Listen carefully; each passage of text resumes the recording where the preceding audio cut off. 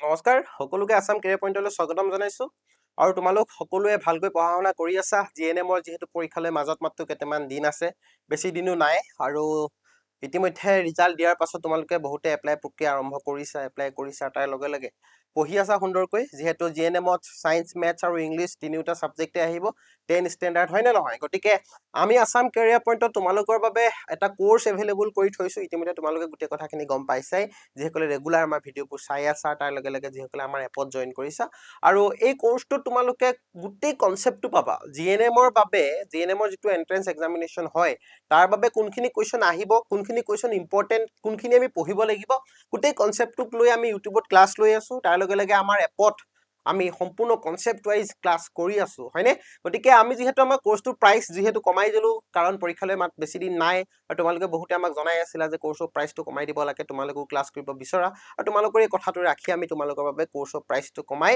মাত্ৰ 499 rupees কৰি দিলো এতিয়া তোমালোকে মাত্ৰ 499 rupees পে কৰি আমাৰ এপত জইন হ'ব পাৰিবা তাৰ কাৰণে তোমালোকে আমাৰ এই যিটো নাম্বাৰ আছে এই নাম্বাৰটো এটা WhatsAppত মেছেজ কৰা তাৰ লগে লগে তোমালোকলৈ এটা QR কোড পে কৰা হ'ব তাত তোমালোকে পেমেন্টটো কৰাৰ পাছতে তোমালোকক আমাৰ এপত জইন কৰি দিয়া হ'ব আৰু এপত তোমালোকৰ বাবে ইংৰাজী মেথছ আৰু সায়েন্সৰ daily live and recorded class হৈ আছে ডেইলি লাইভ ৰেকৰ্ডেড ক্লাছ তোমালোকৰ বাবে এভেইলেবল হৈ আছে প্ৰিভিয়াছ ইয়াৰ কুৱেশ্চন পেপাৰ আৰু PDF ফাইল যিটো PDF ফাইল যিসকলে বিচাৰিছিলা তোমালোকে আমাৰ এপৰ ভিতৰতে গোটেইখিনি পাই যাবা আৰু আমি কালি তোমালোকৰ বাবে 10খন মডেল কুৱেশ্চন পেপাৰ আমাৰ জিএনএমৰ যিটো এপৰ যিটো আমাৰ কোৰ্স আছে কোৰ্সটোৰ ভিতৰত আমি এভেইলেবল কৰি দিছো ঠিক আছে গতিকে ইমান চিন্তা কৰিব নালাগে আমি ডেইলি লাইভ ৰেকৰ্ডেড ক্লাছ লৈ আছো আৰু খুব সোনকালে আমি তোমালোকৰ বাবে আমাৰ এপত মক টেষ্টৰ ব্যৱস্থা কৰি দিম যিখিনি মক টেষ্ট তোমালোকে দিয়াৰ পিছত সম্পূৰ্ণ তোমালোকৰ প্ৰেক্টিছ হৈ যাব পৰীক্ষাৰ বাবে হয়নে গতিকে ইমানখিনি ফেচিলিটি দি আমি তোমালোকক জিএনএমৰ বাবে প্ৰস্তুতি কৰাই আছো যাতে তোমালোকৰ সেই সপোনটো সফল হওক তোমালোক এগৰাকী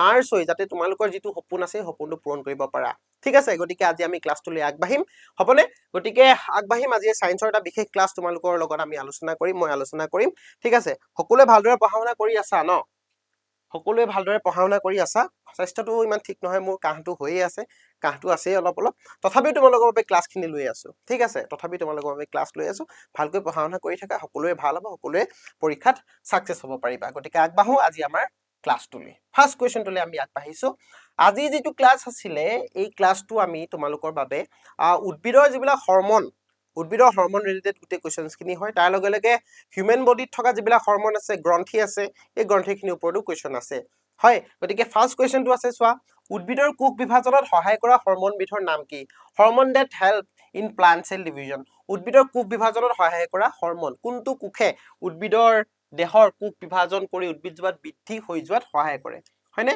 উদ্ভিদৰ কোষ বিভাজনত সহায় কৰা হৰমন বিধৰ নাম কি অপচন এ সাইটোকাইনিন ইয়াতে এটা হৰমনে কেইবাটাও কাম কৰে কেৱল কোষ বিভাজনেই যে কৰিব এনেকুৱা কথা নহয় সি কোষ বিভাজনৰ উপৰিও আৰু বেলেগ বেলেগ কাম কৰিব পাৰে ঠিক আছে সাইটোকাইনিন ইষ্ট্ৰজেন থাইৰক্সিন আৰু ইনসুলিন কোনটো কাৰেক্ট এনসাৰ হ'ব জনোৱা ইয়াত সাইটোকাইনিনে কি কৰে উদ্ভিদৰ কোষ বিভাজন কৰে ঠিক আছে সাইটোকাইনিনে কি কৰে উদ্ভিদৰ কোষ বিভাজন কৰে হল গতিকে ইষ্ট্ৰজেন থাইৰক্সিন ইনসুলিন এইখিনি মানুহৰ দেহত থকা কিছুমান হৰমন ঠিক আছে গতিকে উদ্ভিদৰ দেহত ইয়াত এটাই হৰমন আছে হেতুৱে হল সাইটোকাইনিন যিটো উদ্ভিদৰ কোষ বিভাজনৰ লগতে উদ্ভিদজোপাৰ বৃদ্ধিত সহায় কৰে ঠিক আছে নেক্সট কুৱেশ্চনলৈ আগবাঢ়ো ঐচ্ছিক কাৰ্য নিয়ন্ত্ৰণ কৰা পশ্চাদ মস্তিষ্কৰ অংশটোৰ নাম কি এইটো মানুহৰ দেহৰ কুৱেশ্চন ঠিক আছে মানুহৰ দেহৰ ঐচ্ছিক কাৰ্য মানে আমি যিবিলাক কাম আমি নিজে ইচ্ছা কৰিলেহে কৰিব পাৰো ইচ্ছাৰ অবিহনে নহয় অৰ্থাৎ আমি মন গৈছে আমি খোজ কাঢ়িছো আমাৰ ইচ্ছা হৈছে আমি কথা কৈছো হয়নে আমি ইচ্ছা হৈছে আমি কি কৰিছো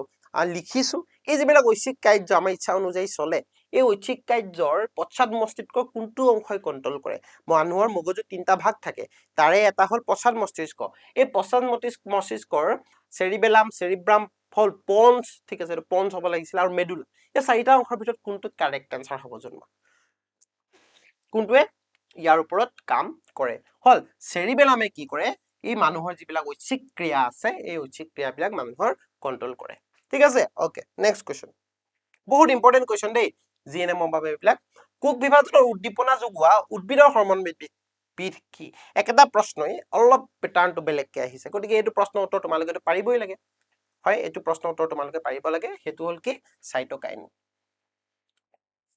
সাইটোকাইনিন এপসাইচিন এচিড যিটো আছে ই কি কৰে উদ্ভিদৰ পাত সৰি যোৱাত আমি পাম এইবিলাক প্ৰশ্ন পাত সৰি যোৱা হয় নে নহয়, ফল পকা, ফল বৃদ্ধ হোৱা, এইবিলাকত কি কৰে এপচাইচিক এচিডে ইয়াত কাম কৰে। ঠিক আছে, okay next question 4 number question, গছৰ পাত সৰি যোৱাত কোনটো হৰমনে মুখ্য ভূমিকা পালন কৰে? হৰমন ৰেছপন্সিবল ফৰ দা লিফ ফল। গছৰ পাত সৰাত অকমান আগত মই কৈছিলো এইটো কথা হয় নে নহয়, গছৰ পাত সৰি যোৱাৰ বাবে কোনটো হৰমনে কাৰ্য কৰে? এপচাইচিক এচিড। এই এচিডটোৱে গছৰ পাত সৰাত, বৃদ্ধ হৈ যোৱাত, গছজোপা বুঢ়া হৈ যোৱাত হয় নে নহয়, তাৰ লগে লগে ফল পকি যোৱাত, এইবিলাক কাৰ্যত এই হৰমনবিধে কাম কৰে। ঠিক আছে, ওকে নেক্সট কুৱেশ্যনলৈ আগবঢ়ো। 5 নম্বৰ কুৱেশ্যন, তেজত চেনি মাত্ৰা নিয়ন্ত্ৰণ কৰা হৰমনবিধৰ নাম কি? চুগাৰ, আমি যে কওঁ ব্লাড চুগাৰ, ডায়েবেটিছ হয় নে নহয়, diabetes. Okay, hormone controlling blood sugar level, কোনটো হৰমনে মানুহৰ দেহত ব্লাড চুগাৰ লেভেলটো কন্ট্ৰল কৰে?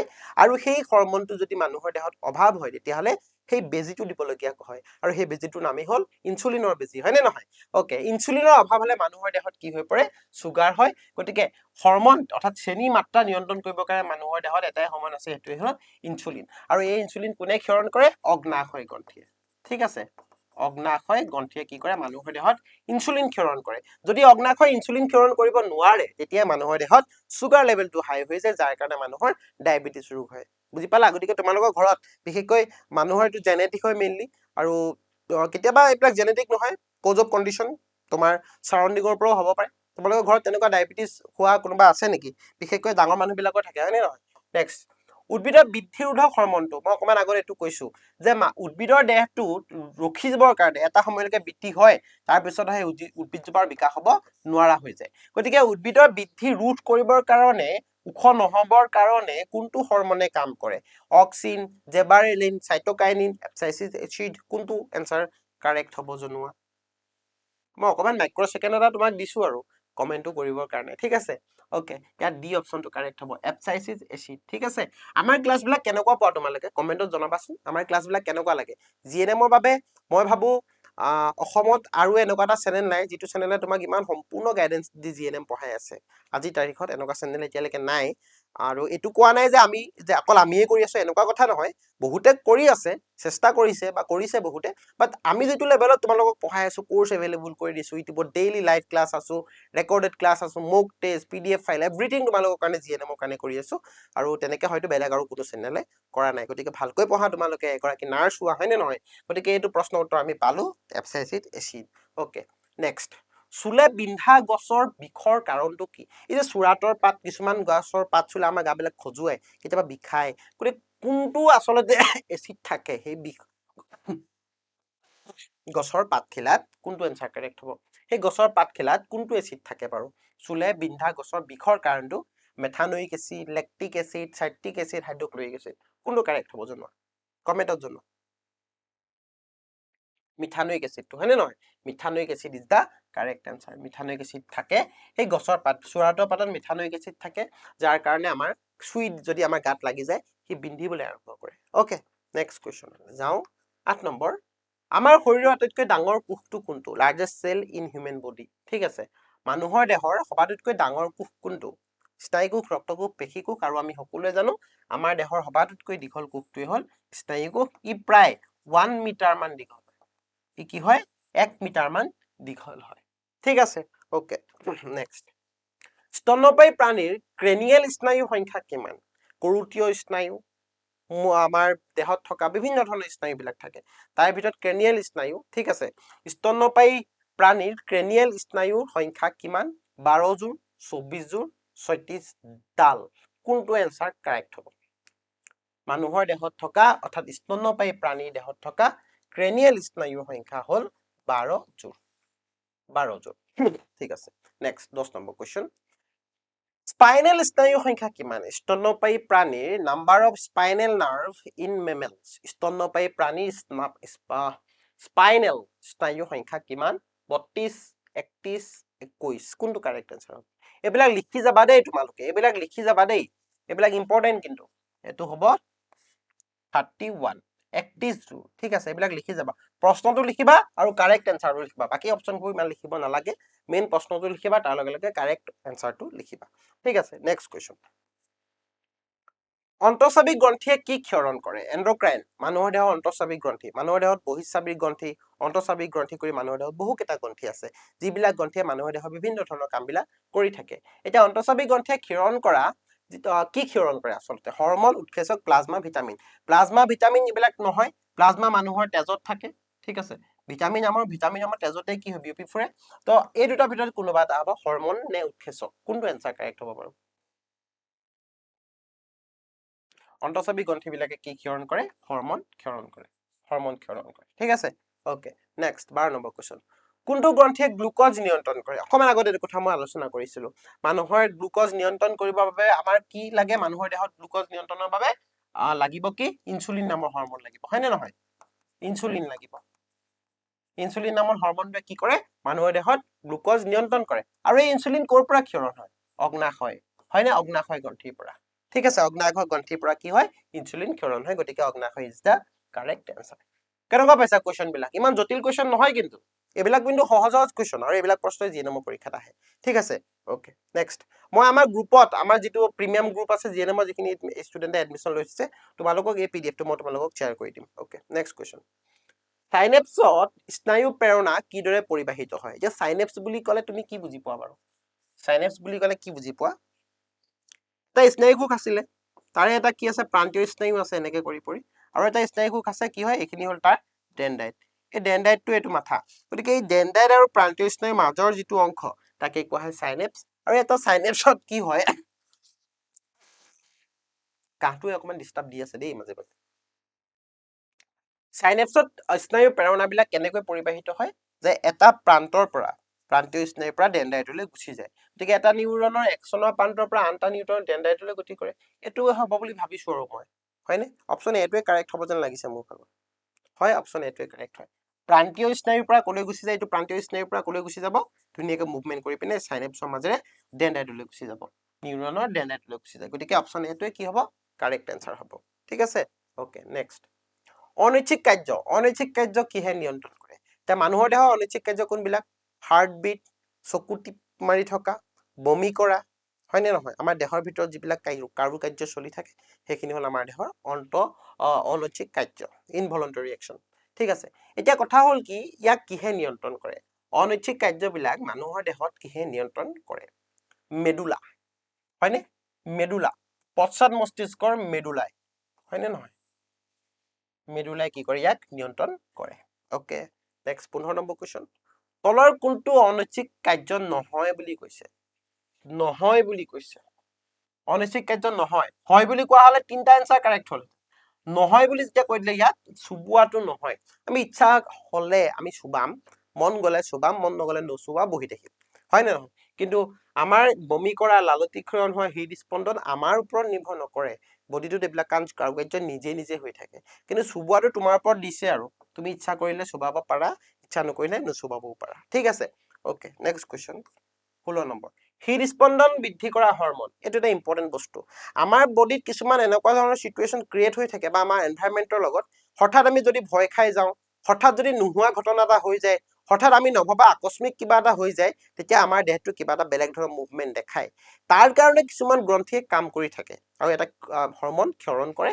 তো হৃদস্পন্দন বৃদ্ধি কেতিয়া হয়? আমি যেতিয়া ভয় খাম, হঠাৎ যদি আমি ভয় খাওঁ, তেতিয়া আমাৰ দেহত হৃদস্পন্দনটো বৃদ্ধি হৈ যাব। গতিকে হৃদস্পন্দন বৃদ্ধি হৰমন কোনটোৱে হৃদস্পন্দনৰ ওপৰত কাম কৰে? এড্ৰিনেলিন। হল, এই আমাৰ যিবিলাক চিটুৱেশ্যন, ভয় খোৱা চিটুৱেশ্যন, আকস্মিক কিছুমান চিটুৱেশ্যনৰ লগত এই এড্ৰিনেলিন নামৰ যিটো হৰমন, ই কাম কৰে, ঠিক আছে। ই সেই গোটেই চিটুৱেশ্যন বিলাক কন্ট্ৰল কৰি পেলাব। Okay, next question, 16 number. উদ্ভিদৰ কোষ বিভাজনত কিহে সহায় কৰে? অকমান আগত, আজি 3বাৰ আহিছে এই প্ৰশ্নটোকে, বাপৰে 3বাৰ আহিছে এই প্ৰশ্নটোকে। এইটোতো পাৰিবা আৰু, এতিয়াতো আৰু এইটো নোৱাৰা কথা নাই। অকে, উদ্ভিদৰ কোষ বিভাজনত চাইটোকাইনিনে কাম কৰাৰ লগতে আৰু এটাই কৰে, সেইটো হ'ল অক্সিন। এই দুইটাই কাৰেক্ট এনসাৰ হ'ব দেই, এই দুইটাই কাৰেক্ট এনসাৰ হ'ব। চাইটোকাইনিনেও উদ্ভিদৰ কোষ বিভাজনত সহায় কৰে, আৰু অক্সিনেও কি কৰে? উদ্ভিদৰ কোষ বিভাজনত সহায় কৰে, ঠিক আছে। নেক্সট, কোনবিধ সঞ্জীৱনী পদাৰ্থই কোষৰ বৃদ্ধি আৰু কোষ বিভাজনত বাধা দিয়ে? এইবাৰ বাধা দিয়ে বুলি কৈছে, কোষৰ বৃদ্ধি হবলৈও নিদিয়ে আৰু কোষ বিভাজনতো বাধা দিয়ে। কোনটো এনসাৰ কাৰেক্ট হ'ব? এই বিপৰীত নিগেটিভ বিলাক কোনটোৱে কৰে মানে? কোনটো কাৰেক্ট হ'ব? এপচাইচিড এচিড হয়নে এপচাইচিড এচিডে কি কৰে কোষৰ বৃদ্ধি হবলৈ নিদিয়ে তাৰ লগে লগে বিভাজনতো বাধা প্ৰদান কৰে ওকে কোনবিধ সঞ্জীৱনী পদাৰ্থ উদ্ভিদৰ শিপাত সংশ্লেষণ হৈ পিছত অন্য অংশলৈ পৰিবাহিত হয় মানে শিপাত তাৰ আৰম্ভণি হৈ পিনে উদ্ভিদৰ দেহৰ বিভিন্ন অংশলৈ গুচি যায় কোনটো এনসাৰ কাৰেক্ট হ'ব চাইটোকাইনিন হয়নে চাইটোকাইনিন ইজ দা কাৰেক্ট এনসাৰ চাইটোকাইনিনটোৱে হ'ব চাইটোকাইনিন ওকে নেক্সট কোৱেশ্চনলৈ যাওঁ কোন পদাৰ্থৰ বাবে পাত আৰু ফল সৰি পৰে এইটো জানিব লাগে হয় কোনটো পদাৰ্থৰ বাবে কোনটো উদ্ভিদৰ দেহত থকা হৰমনৰ বাবে উদ্ভিদৰ পাত ফল পকিবও পাৰে সৰিবও পাৰে ওকে সেইটো হল এপচাইচিড এচিড হলনে এপচাইচিড এচিড চোৱা এই প্ৰশ্নবিলাক আমি ক্লাছ 10 লেভেলত এইবোৰ পঢ়িছিলো তোমালোকে পঢ়িছিলা এইবিলাক প্ৰশ্ন বহুত ইম্পৰ্টেন্ট কুৱেশ্যন জিএনএমৰ বাবে এইবিলাক প্ৰশ্ন পৰীক্ষাত আহে দেই গতিকে এইবিলাক এনেকুৱা ধৰণৰ প্ৰশ্ন লৈ আমি আমাৰ কোৰ্সটো আৰম্ভ কৰিলো তাত ইতিমধ্যে ক্লাছ চলি আছে বহুত অসমৰ বহুত ছাত্ৰ ছাত্ৰী সেই কোৰ্সটো জয়েন হৈ আছে তোমালোকেও পঢ়া ভালকৈ পঢ়ি এগৰাকী নাৰ্ছ হোৱা সপোন আছে হয়নে নহয় এই সপোনবিলাক আমি সফল কৰিব লাগিব আৰু সুযোগ এইটো মাজত মাত্ৰ কেইটামানহে দিন হয়নে দুমাহ নায়েই পৰীক্ষাৰ লৈ দুমাহ নায়েই গতিকে তোমালোকে ভালকৈ পঢ়া এইকেইটা দিন হয়নে আৰু আমাৰ এপটোত জয়েন কৰা কোৰ্সটোত জয়েন কৰা মই আকৌ কৈছো আমাৰ কোৰ্সটো আগতে প্ৰাইচ আছিলে 569 rupees বাট এতিয়া আমি তোমালোক সকলোৰে বাবে আমি কি কৰি দিলো 499 rupees কৰি দিলো যাতে সকলোৱে পঢ়িব পাৰা একেখিনি বস্তুই আগৰ ক্লাছখিনি তোমালোকে ৰেকৰ্ডেড পাই যাবা হল গতিকে এইটো লবৰ কাৰণে তোমালোকে আমাৰ 9678914588 এই নাম্বাৰটোত কি কৰা এটা হোৱাটসএপ কৰা তাত তোমালোকক এটা স্কেনাৰ পঠিওৱা হ'ব তাত পেমেন্টটো কৰাৰ পিছত আমাৰ টিমে তোমালোকক কি কৰিব তাত এডমিশন লোৱাই দিব ঠিক আছে ওকে নেক্সট কোৱেশ্চনটো আগবাঢ়িম এমিবাই খাদ্য গ্ৰহণৰ কাৰণে কি ব্যৱহাৰ কৰে বা কিহৰ সহায়ত এমিবাই খাদ্য গ্ৰহণ কৰে এইটো এটা এমিবা যেনে মই ধৰি ললো দেই এইটো এটা এমিবা বেলেগ এমিবা বনাই দিলো আজি মই এইটো ডেঞ্জাৰ এমিবা বনি গ'ল দেই এতিয়া এমিবা এইবিলাক থাকে এনেকুৱা বিলাক থাকে খাদ্য এটা থাকিলে এইবিলাকে কি কৰে এমিবাটোৱে হেঁচা মাৰি ধৰে এইবিলাকক কুটপট বুলি কোৱা হয় আছে নেকি কৰবাত কুটপট ইয়েছ চিউডোপেডিয়া ঠিক আছে গতিকে এইটো হ'ব কাৰেক্ট আনসাৰ কুটপটৰ সহায়ত আৰু 22 নম্বৰ কুৱেশ্চনটো কলাজ্বৰ সৃষ্টি কৰা জীৱটো কোনটো জীৱৰ কাৰণে কালা আজাৰ হয় কলা জ্বৰ হয় হল লেইচমেনিয়া পেৰামেচিয়াম প্লাজমোডিয়াম প্লেনেৰিয়া কোনটো হ'ব জানিবই লাগে তোমালোকে হয় নহয় এইটো লেইচমেনিয়া ইজ দা কাৰেক্ট আনসাৰ লেইচমেনিয়াটোৱে হ'ব শুদ্ধ উত্তৰ লেইমেনিয়া হৈ আছে লেইচমেনিয়া ইজ দা কাৰেক্ট আনসাৰ ঠিকে আছে ওকে লাষ্ট কুৱেশ্চনটোলৈ যাম আজি সেশনটো নিষেচনৰ পাছত কোনটো অংশ খৰতকীয়াকৈ বৃদ্ধি হৈ ফললৈ বিকাশ হয় হয়নে নিষেচন ক'ত হয় উদ্ভিদৰ দেহৰ যি ষ্টিকেখৰ আছে ষ্টিকেখৰত কি থাকে এইটো গৰ্ভমুণ্ড এইটো গৰ্ভদণ্ড এইটো হল গৰ্ভাশয় ইয়াতে নিষেচন হয় আৰু এই অংশটো এটা সময়ত কলৈ বিকাশিত হৈ যায় ফললৈ বিকাশিত হৈ যায় গতিকে গৰ্ভাশয় আছে নি ovary yes ovary is the correct answer ঠিক আছে ভাল লাগিল আজি মোৰ ক্লাছটো লৈও ভাল লাগিল আৰু তোমালোকক কথাকেইটা কৈও ভাল লাগিল ইনফৰমেশ্যনখিনি দিও ভাল লাগিল এতিয়া তোমালোকে কমেন্টত জনাবা ক্লাছটো কেনেকুৱা লাগিল ভাল লাগিল নে আৰু যদি ভাল লাগিছে তেতিয়াহলে জানো ইনো তোমালোকে আমাৰ ধুনীয়াকৈ এপত আহি ক্লাছ কৰিবা আৰু যদি ক্লাছটো ভাল পালা তেতিয়াহলে ধুনীয়াকৈ এটা লাইক দি দিয়া আৰু যদি তুমি নতুনকৈ আজি চেনেলটো চাইছা মানে আজি যদি ক্লাছটো ললা তেতিয়াহলে কি কৰিবা চেনেলটো সাবস্ক্ৰাইব কৰি থোৱা যাতে তোমালোকে আৰু আপডেটখিনি পাব পাৰা যেহেতু জিএনএমৰ কাৰণে মাজত কেইটামান দিন আছে আৰু ডেইলি আমি তোমালোকৰ বাবে ক্লাছ লৈ আছো ইউটিউবত তাৰ লগে লগে আমাৰ এপত গতিকে আমি আশা কৰো তোমালোকে আমাৰ এপত জয়েন কৰিবা আমি এপত একেলগে ক্লাছ কৰিম ঠিক আছে পুনৰ এটা নতুন ক্লাছত তোমালোকক লগ পাম আজিলৈ গুড নাইট